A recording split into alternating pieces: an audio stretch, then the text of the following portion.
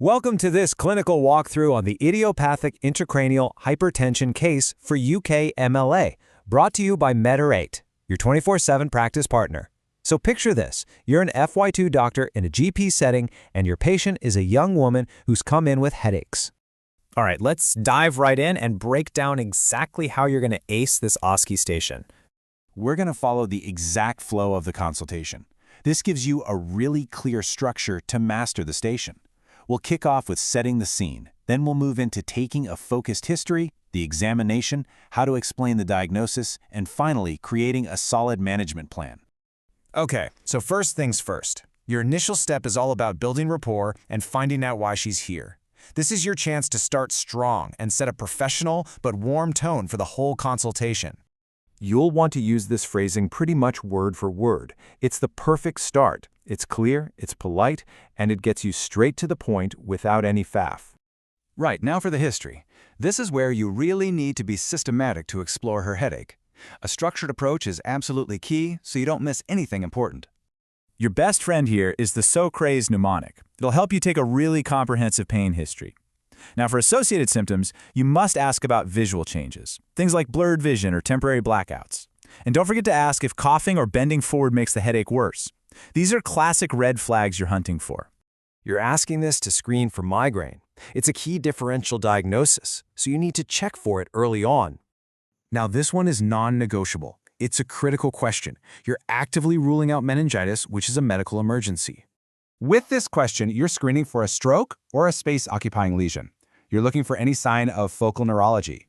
All right, next up, let's get that focused past medical and social history. You'll ask about things like contraceptive pill use and any recent weight changes.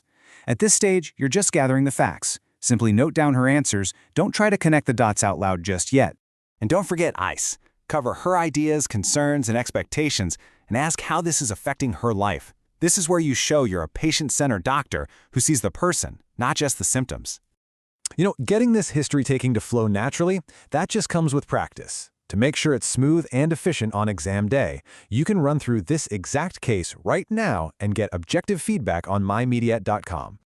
Okay, once you've got your history, it's time to transition to the examination. You need to explain clearly that you're moving from talking to a physical assessment. You need to tell the patient exactly what you're going to do. You'll check her vitals, perform a fundoscopy using the eye model provided in the station, and then check her vision and eye movements.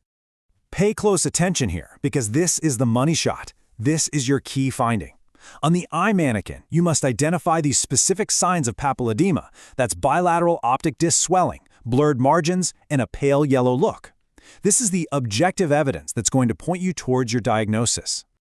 Now we're at a really crucial part of the station: communication. You have to explain what you found clearly and empathetically without using any complicated medical jargon. I strongly recommend using this simple 4-step framework to structure your explanation. It's a safe and really effective way to deliver what can be difficult news. So you start by giving the diagnosis a name. State it clearly. I'm concerned this could be a condition called idiopathic intracranial hypertension. And look at how this is phrased. It's brilliant because it uses simple, patient-friendly language. It connects what you saw in the examination directly to the cause of her symptoms. This makes the diagnosis so much more understandable and a lot less frightening. Okay, so you've explained the diagnosis. Now you need to create a solid management plan. It has to be logical, safe, and communicated just as clearly as the diagnosis was. Your plan needs these 5 steps. And listen, the absolute most important thing here, the thing that shows the examiner you're a safe doctor, is that immediate referral to the emergency department. That part is non-negotiable.